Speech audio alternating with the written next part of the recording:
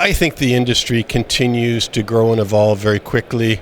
I think the trends that we're seeing in rapid advancements in technology, I think the trends we're seeing in a changing demographic, I think the culture around going to sea is changing, and all of that is introducing really exciting opportunities for us to advance on a lot of areas. And of course at CSMART we're primarily focused on safety training, and that's where we place our emphasis on making sure that whoever is coming into the industry, and particularly whoever is joining the Great Carnival team, are getting the best training they can get to make them successful, either on the bridge or in the engine room or anywhere else in one of our great ships at sea.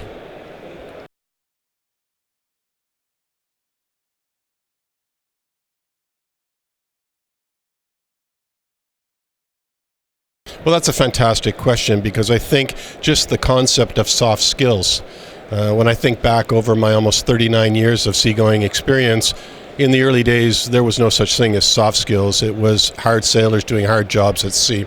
So introducing the concept of soft skills and changing that cultural piece is complex and will take a long time. Personally, I'm very focused on the mental health aspect. When I'm not doing my job at CSMART, I'm on the board of directors for an organization that looks at mental health. And I believe mariners at sea, mental health is a big issue, and I think we need to continue to understand that it's real, and we need to continue to provide the support mechanisms to all our mariners and their families, because they also are part of this, to help them be successful at sea.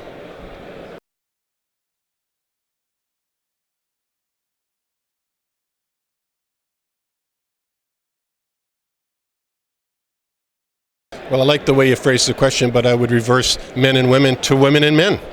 I think when I stand out and look at people coming into this conference, we are predominantly men coming into the room, and I think we are seeing globally that the need for more and more mariners is real.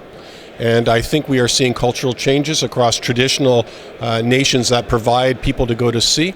And so I think we've been having a conversation for a very long time of what we need to do to attract and retain women in the maritime sector. I think it's time to get beyond what we need to do and actually start doing. So that's one piece from my perspective. And the other piece related to that is I think we need to continue to think about not only how do we attract and engage individuals to come into the industry, but how do we retain them once they're in the industry? And I've always been a believer that whether it's males, females, it doesn't matter. Whoever we attract into the organization, we attract them as an individual, but retention is about retaining families. And so what are we doing to help the families of mariners so that they in turn support and encourage their loved one to stay in the industry for the long term?